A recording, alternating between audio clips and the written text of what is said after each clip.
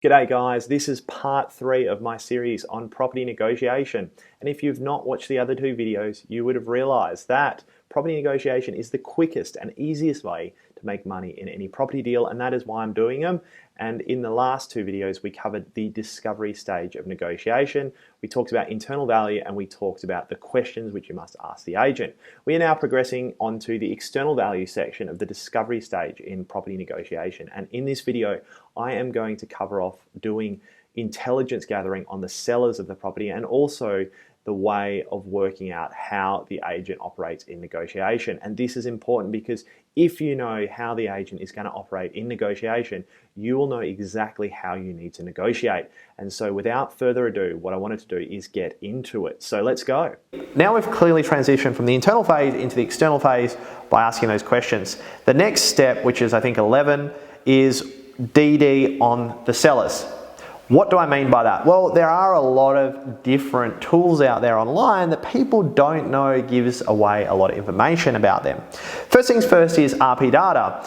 I would click on the sellers and I would look at, are they selling other properties that they own? These things kind of hint to me, are they financially stressed or have they bought a house and they want to sell this one to move into? And that gives me a gauge for their motivation level. Selling agents make jokes about this all the time. They say the best and most motivated sellers come from the 3 Ds. Now, people sell property for a whole raft of reasons, but the 3 Ds are death, so an estate property, divorce, people splitting up, and the bank, downsizing because of mortgage. Ultimately, you want to establish if the seller fits one of these 3 criteria and then seeing how you should play it in terms of negotiation. Another pro tip which I encourage all people to do is knock on the neighbours' doors. Now, I don't suggest going and directly asking why they're selling because you'll probably get a lot of doors slammed on your face, but it might just be as simple as bang, bang, bang, knock on the door and simply say, hey, I'm looking at buying the house that's for sale next door, across the street. I just wanted to know what you thought of the suburb or what you thought of the location. Now, the neighbours will tell you for hours all the great things about their suburb. And then just feel free to throw in a question along the lines of, oh, look, it's a nice place. Why do you think they're selling? Now, the gossip mill might tell you a whole raft of information about why the sellers are selling. And this will give you good intel on the area and some intelligence around why the sellers are ultimately selling their property. If the property is a development site or a company, another thing I would do is pull the ASIC record. It is $18 for a full record, and this will give you an idea of shares on issue, if shares have changed. You might also consider a PPSR search. So what that is a security search on the shares in the company. So if they've got into any debt, and if there's any mortgages on the property, what you might also look at is pulling those mortgages. Sometimes private mortgages are registered with Landgate, meaning that you can find out all the terms, interest rate, default rate, the LVRs of what the buyer or the seller has entered into in terms of a mortgage on the property. Caveats is another thing. So there's a whole raft of information you get from the title or ASIC that may give you a bit more information as to why the sellers are selling.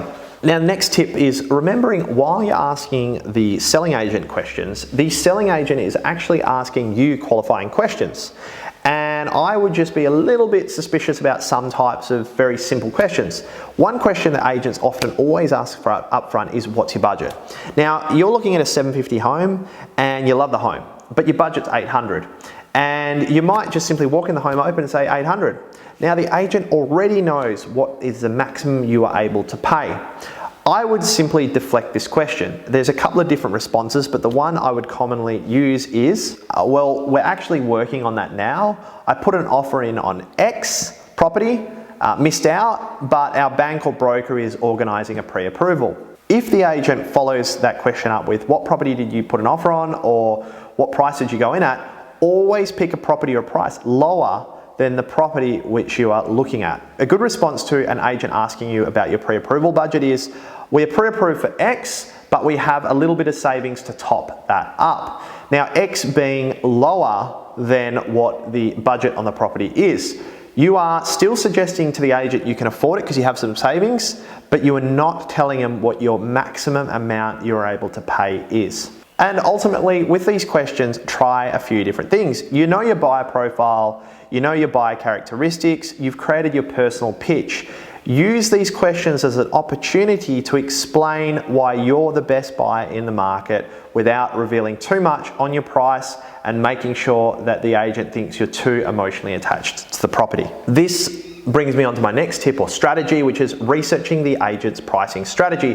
I've completely lost track of the number, but with the click of my fingers, I'm going to get my laptop and take you in. And here I am with my laptop. So what I want to do is screen share now. Now that I have you in my computer, what I'm going to teach you right now is a massive silver bullet when negotiating with agents. And in my experience, there are 4 different types of agents when dealing on properties, and they can be shown in this quadrant. Over the left-hand side of the quadrant, what we have is how close the property is sold to the initial asking price. So this is the first price the property is advertised for versus the sold price. There is agents that sell over this initial asking price, there's agents that sell around it, and there's agents that sell under it. The subtext of the over initial asking price is also agents that hold their price or have minimal price reductions, and the other subtext is aggressive price reductions if they sell under the initial asking price. Along the bottom of the quadrant, there is the short, average, and long days on market. Now this is how long the average agent takes in the suburb to sell a property versus how long that specific agent takes to sell a property. Moving right along to the actual agent types. Up the top left, we have the bait price agent. So these agents often sell a property very quickly for a price over the initial asking. What happens is they think the property is worth 500, they list it for 480, they get lots of inquiry, they get potentially lots of offers, and they end up bidding up the price and selling that property higher. And you'll see that because the property will consistently get sold quickly and over the initial asking price. The next is the vendor price agent. Now these are more inexperienced agents often I find, and they don't have the confidence to condition the seller's expectations down. What often happens is the property sits on the market for a long period of time, so long days on market, and there are minimal price reductions. Ultimately, this means that the property doesn't ever sell, it gets taken off, or it gets moved to another agent and sells, or over a period of time there is a slow series of reductions. But these types of agents take the guide from sellers. The sellers might think their property is worth 600, but market price is 550. The agent will list at 600 and then forever be trying to convince buyers to buy it for 600, and it just won't sell. The next type of agent is the fair price agent. These agents effectively understand the market and they understand the pricing of that property, and they're often will list the property around the correct price, and they will often sell around the average days on market or just under. The final type of agent is a list and crunch agent. It's a little bit harder to define the days on market because sometimes they can be short, average, or long days on market, but generally towards the longer end. But the thing that shows you these guys is the aggressive price reductions. So they have an initial list price and they reduce the price of the seller down. This is an agent that's got confidence. The seller's expectations are 600. They say, yep, I'll take your property for 600. But then they quickly reduce it down to 550, which is the market price. The other thing worth mentioning is that agents often flip between strategies, and auctions obviously don't exist on this because it's very hard to get clear auction pricing because the price guide is different to what it sells for, and the last bid might be a vendor bid. So that pricing data is a lot less transparent and harder to find information on. But this is the 4 different agent pricing profiles. So getting right along, how do we actually find out? Well, the first thing to do is the bottom axis is the easiest to find, and that's the days on market. So what we do is we effectively go to domain, and in domain, we go to the main page and we type in a suburb, so Applecross, and we bring it up. And then once we've brought it up, we go into the suburb profile section and we zoom down to here where you've got this average days on market. So this gives you an idea of what the average days on market area is versus how long it takes this individual property to be sold. The next thing we look at is how do you actually do it all? Well, I'm going to show you an example of how I'd compile this information from a property that I was actually dealing on in City Beach. So the first thing we do is go to the realestate.com ad, click on the agent, and on the agent we go down to the properties that the agent has sold. And what I like to do is just hit Command or Control and open them all up in new tabs so you can get that data. And what you simply do, let's just close these down and pick one, which is this one in Scarborough. What you do is you go into RP data and you type in the address and you pull it up. And there is actually some information which you can find for free without using RP data. I will provide that as well. So this listing website price-data.properties. Sometimes you can put it in there and you can find the property address and how long it's been on the market for and the price reductions.